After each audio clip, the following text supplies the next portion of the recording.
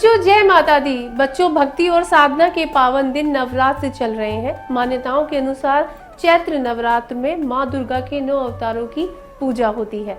नवरात्र के दौरान हर दिन माँ के अलग अलग रूपों की पूजा की जाती है, जिसमें दूसरे दिन माँ ब्रह्मचारिणी की आराधना की जाती है। ऐसा माना जाता है कि ब्रह्मचारिणी की पूजा करने से सभी कष्टों से मुक्ति मिलती है। इसके साथ ही माँ ब्रह्मचारिणी की पूजा करने से हर तरह के दोष भी खत्म होते हैं। आज हम आपको जिस रोचक पौराणिक कथा के बारे में बताने जा रहे हैं, वो कहानी माँ ब्रह्मचारिणी की कठोर तपस्या से जुड़ी है।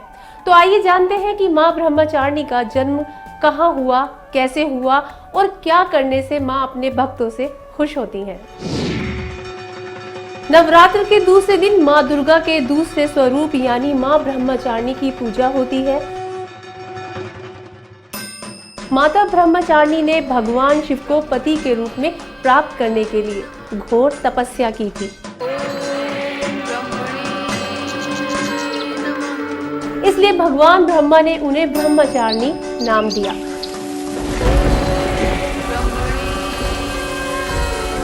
ब्रह्मचारिणी का मतलब होता है तप का आचरण करने वाली। माँ ब्रह्मचारिणी का स्वरूप बहुत ही तेजमय और भव्य है। सफेद वस्त्र पहने, दाएं हाथ में जप की माला लिए माता का रूप बहुत ही सुंदर दिखता है।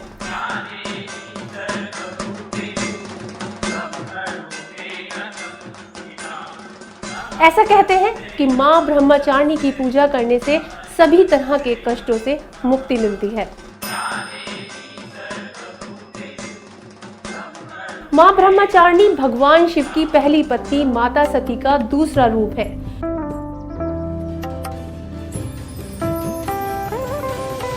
पिछले जन्म में अपने पिता दक्ष द्वारा किए गए भोलेनाथ के अपमान से क्रोध में आकर खुद को यज्ञ की अग्नि में भस्म करने के बाद माता सती ने पर्वतराज हिमालय के घर में पुत्री के रूप में जन्म लिया।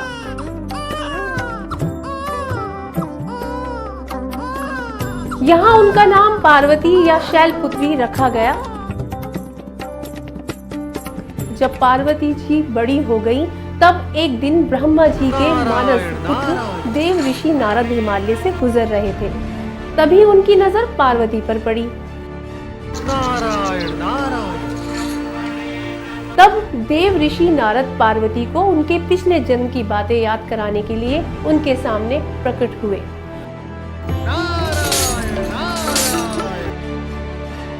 और उन्हें बताया कि अगर आप तपस्या की राह पर चली तो अपने पिछले जन्म के पति यानी भगवान भोलेनाथ को प्राप्त कर सकती है।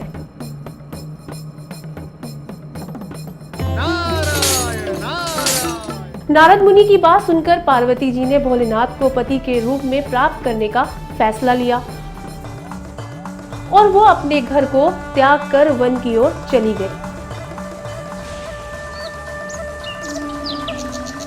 पार्वती जी ने भगवान शिव को पाने के लिए कठिन तपस्या की।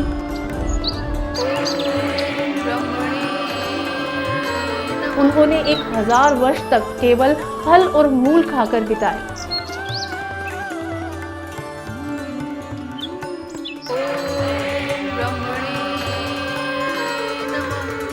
कुछ दिनों तक कठिन उपवास रखे और खुले आकाश के नीचे वर्षा और धूप के घनघोर कष्ट सहे।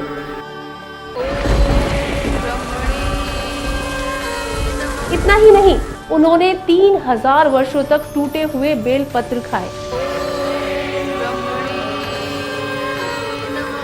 लेकिन वो लगातार भगवान शंकर की आराधना करती रही। नमः शिवाय, नमः शिवाय। अंत में देवी की कठोर तपस्या से भगवान ब्रह्मा बहुत प्रसन्न हुए और वो माता पार्वती के सामने प्रकट हुए। नमः शिवाय, ओम नमः शिवाय। और उनसे कहा, हे देवी, आज तक किसी ने भी इतनी कठोर तपस्या नहीं की। ऐसी तपस्या केवल आप ही कर सकती थी। आपकी इस परम पवित्र तपस्या की चर्चा तीनों लोकों में हो रही है। आपकी मनोकामना जरूर पूरी होगी। आपका विवाह भगवान शिव शंकर से ही होगा और वही आपको पति रूप में प्राप्त होंगे। अब आप इस तपस्या को कृपया खत्म करें और अपने पिता हिमालय के घर लौट जाएं। ब्रह्मा जी की बातें सुनकर मां पार्वती ने तपस्या खत्म की और अपने घर लौट आईं। कुछ समय के बाद शिव शंकर भोले भंडारी ने माता पार्वती को अपनी पत्नी के रूप में स्वीकार किया।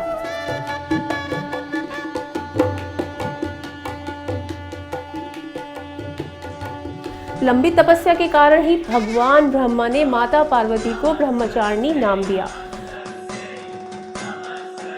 पौराणिक कथा के अनुसार मां ब्रह्मचारिणी की पूजा करने से सभी मनोकामनाएं पूरी होती हैं। उन्हें लाल रंग अति प्रिय है। मां ब्रह्मचारिणी की पूजा करते समय लाल रंग के कपड़े पहनने चाहिए। इस दिन देवी ब्रह्मचारिणी को शक्कर का भोग लगाना चाहिए। ऐसा करने से लंबी आयु का वरदान मिलता है। बच्चों, उम्मीद करती हूँ कि आपको मां ब्रह्मचारिणी की ये कथा अच्छे से समझ आ गई होगी। बच्चों, मां ब्रह्मचारिणी की ये कथा हमें बताती है कि जीवन में कितनी भी मुश्किलें क्यों ना आ जाए, आपका मन कभी विचलित नहीं होना चाहिए। जैसे मां खुद कठोर तपस्या के पथ से कभी नहीं हटी और भोलेनाथ को पाकर ही मानी। नवरात्र के दूसरे दिन देवी ब्रह्मचारिणी की पूजा की जाती है। आप भी नवरात्र के दूसरे दिन मां ब्रह्मचारिणी की भक्ति में डूब जाइए। अगली वीडियो में मैं फिर आपसे मिलूंगी, जिसमें मैं आपको दुर्गा के तीसरे रूप चंद्र घंटा के बारे में बताऊंगी। जय माता दी।